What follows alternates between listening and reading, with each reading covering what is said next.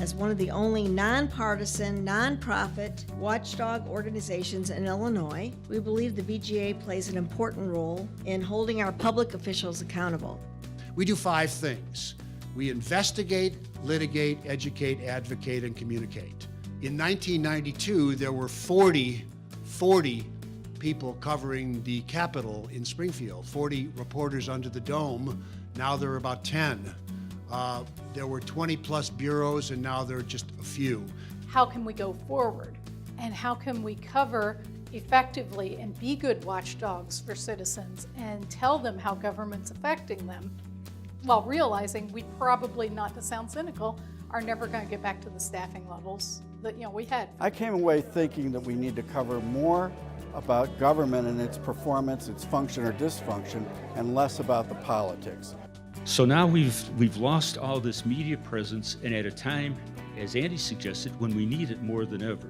I would venture to say that if public officials think nobody is paying attention to what they're doing, they're more inclined to kind of fudge. I thought it was a really great discussion and lots of great questions, and we even talked about maybe amending the Constitution. So. We feel like there's a lot of news that's just not being shared. One of the biggest challenges of state news, I will tell you, once you come away from the core, is people don't care. Because what they view as local is what's going on in their community, and then the next ring of interest is national.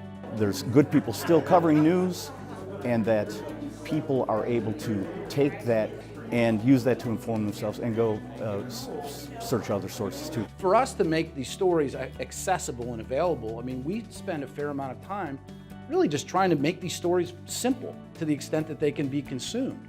The challenge is even greater because we have fewer reporters covering because we're bombarded with news, some of it advocacy driven, some of it lies, some of it distortion, but we're all being bombarded. And I think we have to develop this kind of sense of news literacy as individuals and as a society. There is information out there, and people who care are seeking it out.